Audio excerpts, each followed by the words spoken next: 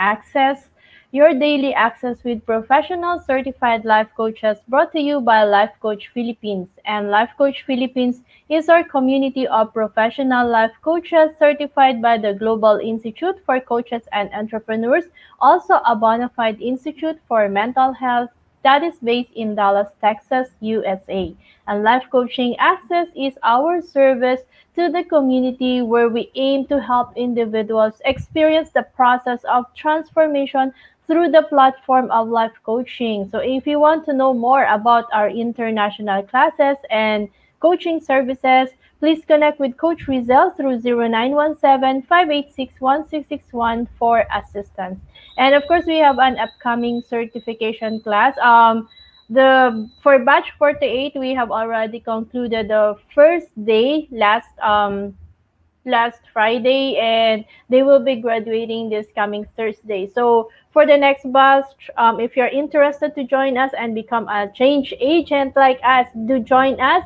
That's gonna be on March 20 and 27. And good afternoon again. I am Coach Tin de Joya for Relationlift, and your access with me is every Friday at 3 p.m. And for today's segment, I will be sharing to you about what we've been talking about for the past 3 weeks about LOVE, and we dissected each letter and what it stands for in marriage. So for today, we're gonna be talking about loved in marriage, embracing your differences. Well, it's literally impossible for two people to be exactly the same, and two different people who come together can never be an issue as long as you really know how to come together to balance each other or complement each other. So let's learn how you can embrace your differences with your partner. Please tag your friends in the comment below and invite them to join in our conversation today. You may also share this FB Live to your friends, to your timeline and FB groups and pages so that we can reach more people and help transform life. So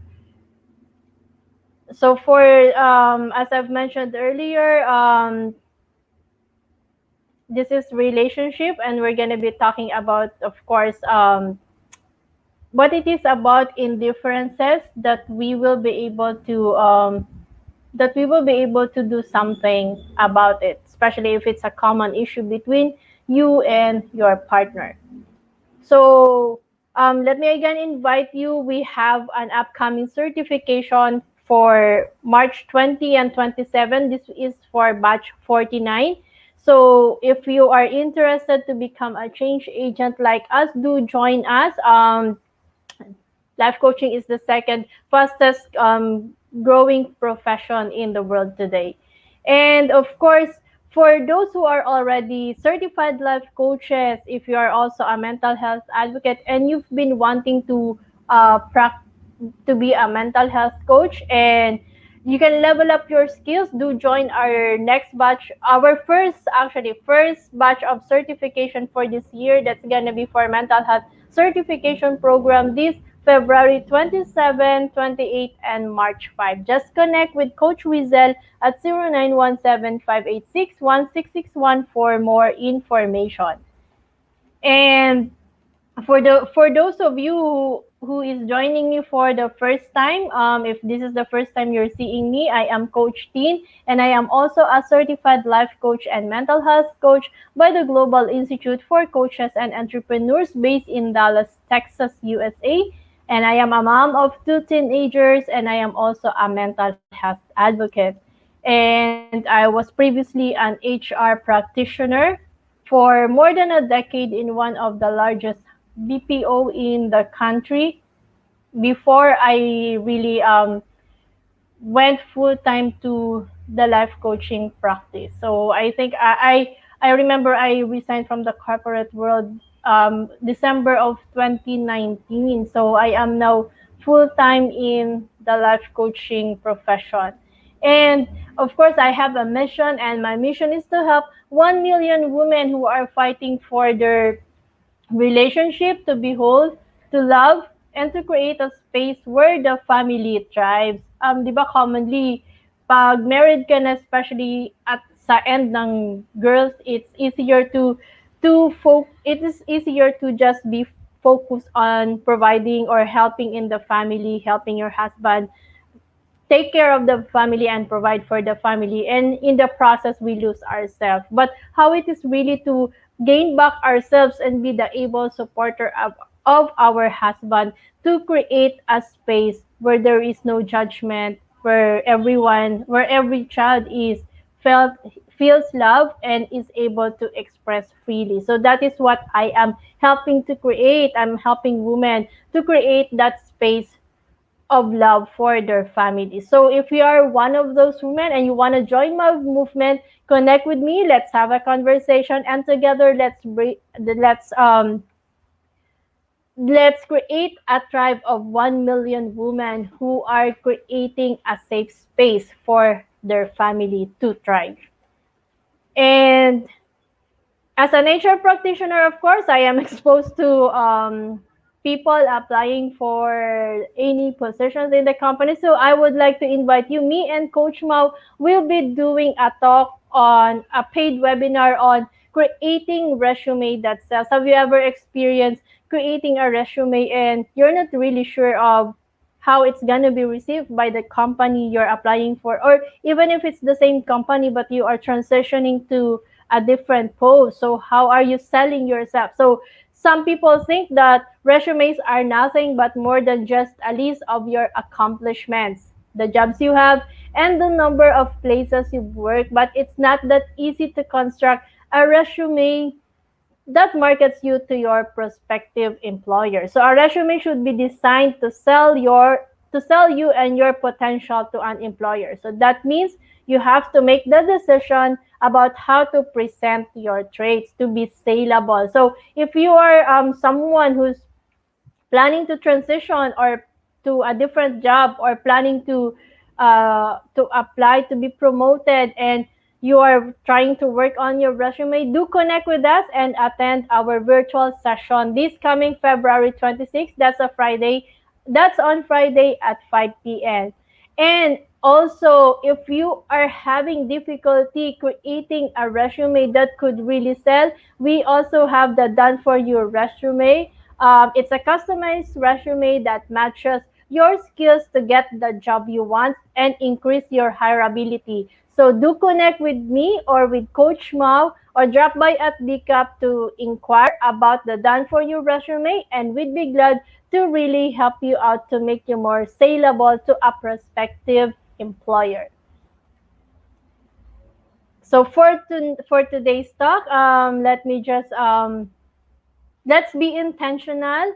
If there's something that you catches in the talk today and it made a mark on you, or you remember someone whom you think needs that particular statement, do share it in your timeline, and or share it in via messenger to a friend that you know or a family member that you know who is needing that. And do not forget to use the hashtag pack my bag moment. Pack my bag moment is that aha moment wherein you are connected, or you are connecting strongly to a specific statement.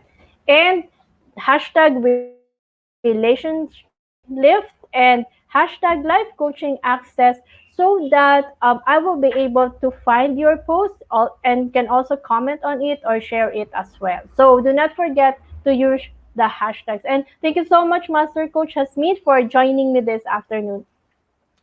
And for today, we're going to be talking about love and marriage, embracing your differences.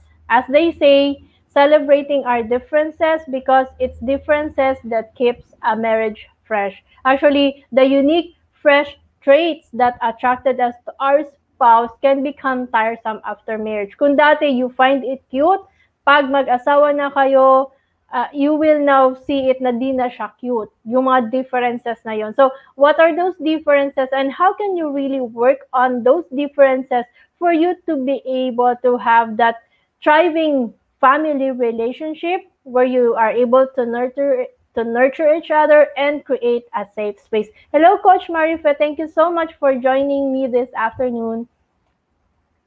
So, let's start it off.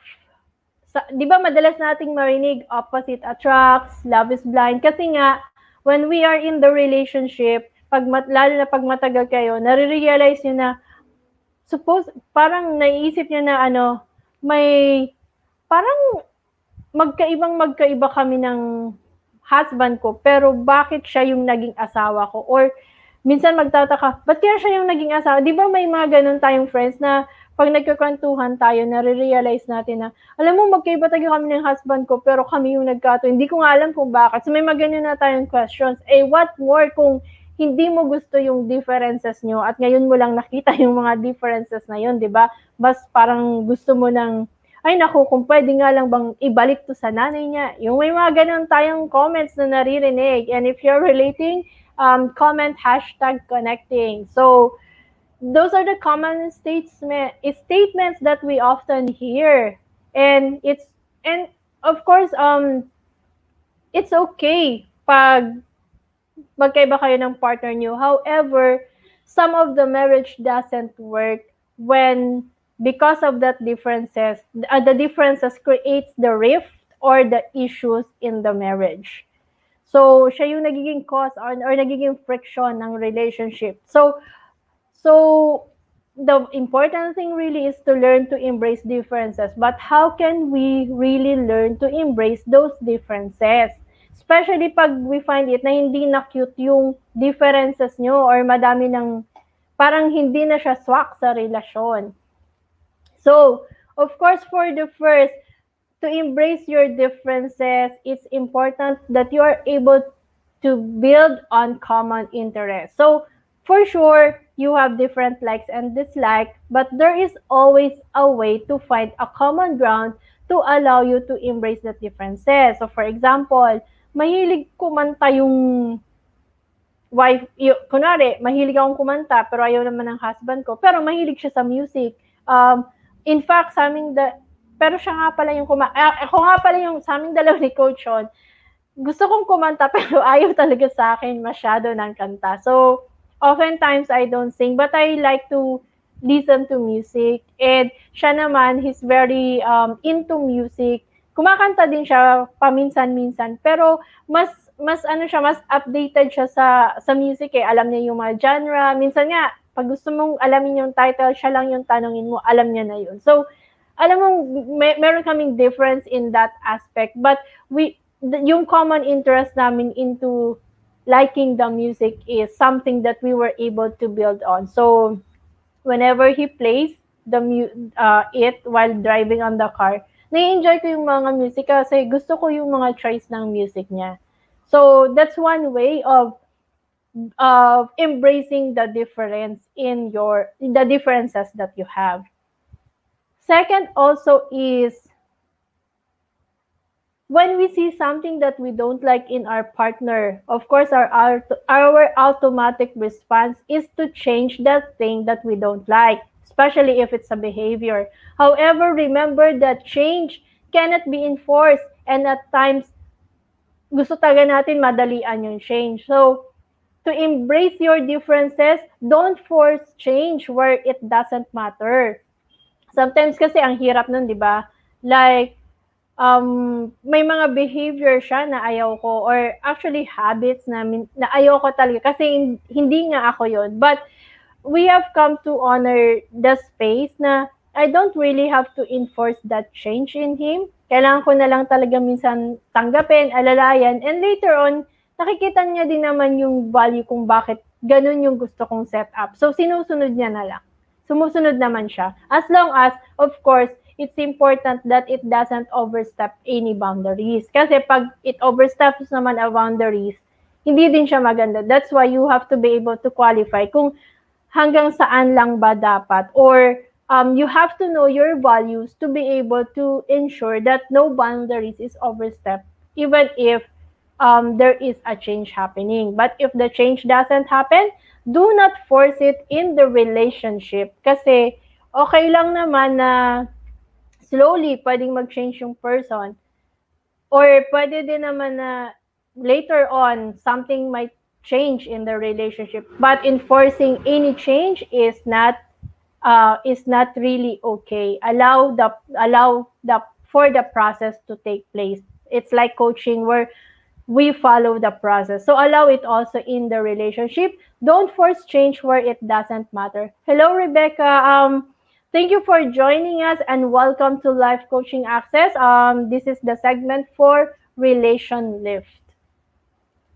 So, and of course, for the third way on how you can embrace that difference is learning to stretch. So when you accept each other's differences, it is also easier to stretch yourself as you learn to get out of your comfort zone. I remember one when we were starting kami me and Coach Sean. Coach Sean really loves cars, and there was a moment in his time na he was doing autocross. And because he's doing autocross, which is a very expensive hobby, he has to buy he has to buy some parts that for modification of the car to make it more faster. Hello, Coach Jeriel. Thank you so much for joining. So for me, I really don't like it because it's a struggle on the finances. We were just starting at that time. We started, of course, that we don't have that much, and we have to really para bang we have to really go in every step to reach where we are now. But before it's not. So it's not easy to really allow him to enjoy his hobby. And also, 'di ba, especially for us girls, I think Coach Marife you would relate. If your husband is into something na into a hobby na it's not gonna parang feeling mo it's not gonna bring him that anything good, especially 'di ba with cars, that cars is equal to girls. Kung saan madaming cars, madaming girls. So parang I have that feeling that I am I am moving him away from temptation, but I cannot also restrict him with his passion. So what I have to do is I have to stretch myself to understand his terms, especially pag nagkukwento na siya about cars, I have to allow him to speak because sa akin niya naman na share yun. Mas gusto ko ba na sa iba niya i-share? Syempre, hindi. So, akin na lang. So, I have to understand the terms. Kailangan ko, ano yung meaning ng ganitong term, anong meaning ng drift, anong meaning ng basta yung mga terms about cars and ano yung parts, ano ba, para saan tong part na to. So, kailangan ko siyang maintindihan. And I also have to join him, be with him whenever he has a race, whenever he's joining an autocross. So, I was able to stretch myself. Ang ayoko kasi talaga naman doon is more on the people that is around him. Kasi di ba, well, karamihan naman talaga, not all naman, but karamihan, when they have cars, mas madami yung hangin. So, mas madami yung hangin, mas madaming kwento ng puros kayabangan. Pero, and that is my pet peeve. Ayoko talaga ng mayabang. Pero, wala akong magagawa kasi yung environment niya is ganon. So, I really have to accept and learn how to stretch myself to accommodate the passion that he have. Yes, pasta cars na siya. Sumunod, aquariums, then aviary. O yun. 'Di ba parang magastos yung mga gusto and at times ang umiiral sa'yo syempre kayong budget maker sa family. Medyo mag-aalangan ka talaga sa mga gusto nila. But learning about that difference doesn't mean that you have to always argue about it. You can also learn to stretch yourself in the relationship. So that's one of the three things on how you can embrace your differences. So now let me give you some tips on how these differences can help your marriage. So even if you have that differing opinions or you have unique interests and you have your own individual taste, it still can make your partnership great. Your differences will allow you to be a powerhouse team. That means your differences can help maintain a balance in your home and makes the two of you into a powerhouse couple. And the key to making this work is actually embracing the differences by recognizing the ability to do good things for your marriage and your family. Even if you have differences, focus more on the good qualities that or the good abilities that each one of you have and make it work. Do not focus on the differences because those differences, it's not easy really to change it, to let go of it. Remember, you are two different individuals who come together. You are unique individuals, kaya imposible talaga maging parehas kayong dalawa. And then, of course, another another way on how differences can help you is it gives your it provides you a new view. That means it gives you an opportunity to see things from another point of view. So remember, your spouse loves you unconditionally and has your best interest in mind. And parehas naman taga kayo na you are unconditionally um, you have unconditional love for each other. So if you share your ideas and opinions with each other in a respectful way and listen with an open mind, of course, your world could be open to a whole new slew of possibilities. Kailangan lang talaga there is an open communication between the two of you and you are really able to accept those differences instead of pointing out those flaws, those differences, and arguing about it. Hello, Coach Nilo. Thank you for joining. And your differences can also keep your life exciting. Remember, we all fall into a routine based on our preferences and the way we view life. So, for example, you have a specific day where you clean the house or you do the house chores, pero siya naman may iba siya. Like, sa akin, for me, I have to at least do it every day, every morning. Yan talaga yung that occupies my time. Kasama na yung linis, kasama na yung luto. And then the afternoon is which I devote for the coaching classes and all. Pero siya, every day from the time he wakes up, magdi-devotion na siya and then gagawin niya. So, gagawin niya na yung life coaching classes or something pertaining to life coaching. And parang Sunday lang talaga yung free time. So, I cannot really make him or hindi ko siya pwedeng mapilit na hindi dapat araw-araw ganito. So, hindi. So, I have to respect that. And of course, it also allows us a space na where we can be each other or be individuals na parang me time ko na din yung moment na I do everything in the morning every day. And then for pag Sunday, then that's the time that we can do something together for the house. So we have allowed those differences not to eat upon our relationship. So, if ever we have to do some organization, we plan it ahead. Kung talagang kailangan hindi siya Sunday, then we have to plan it. So, um, whatever it is that we have in the relationship or that differences, it allows us to be spontaneous to our life and it shows us new ways of doing things. Kasi at times we discovered a process along the way that makes the relationship more exciting and the differences is just that, a difference, but it's okay. And of course, when you are also what else can difference bring into your relationship? Your differences can challenge you, and that challenge or that choice allows you to those differences can either divide you or bring you together, but you can choose to fight every single day over the way that your spouse chooses to do something.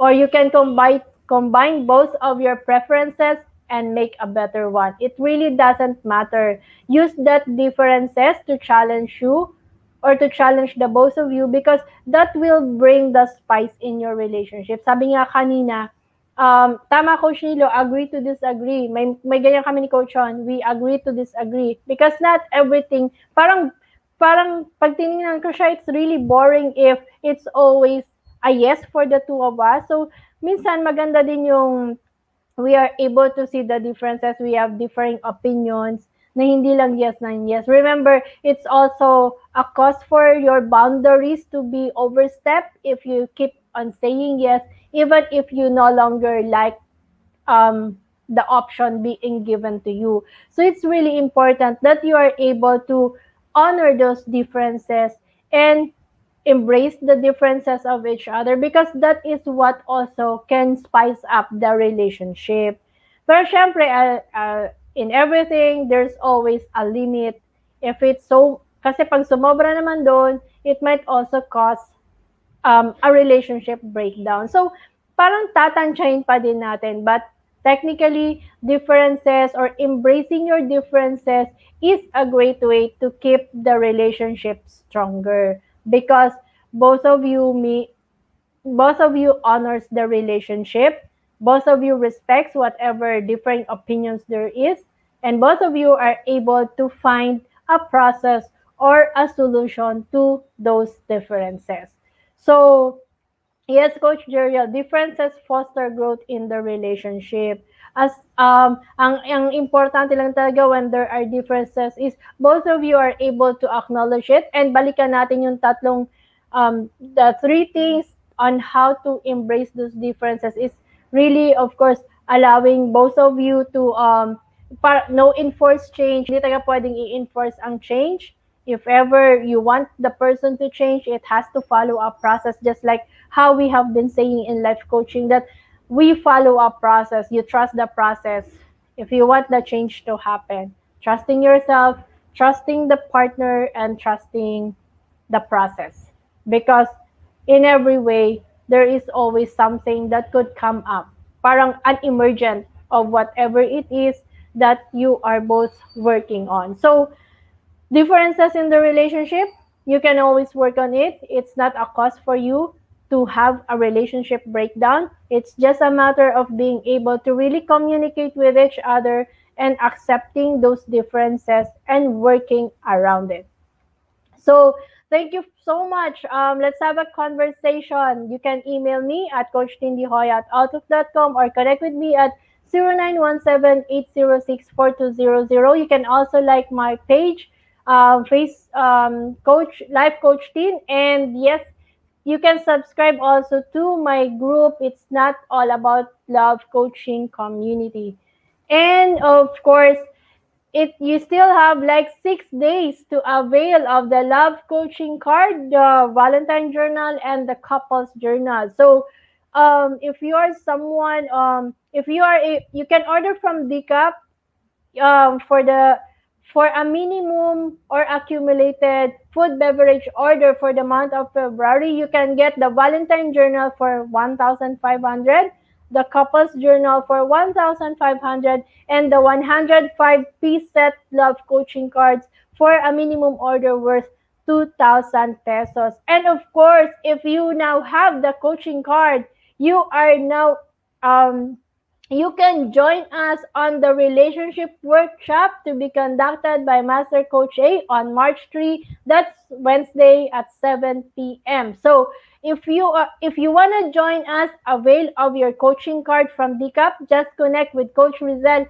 at 0917-586-1661 and join us in the relationship workshop. Even non-coaches, of course, can join. Ito yung moment na you can learn how to be a facilitator of a relationship workshop using the love coaching cards.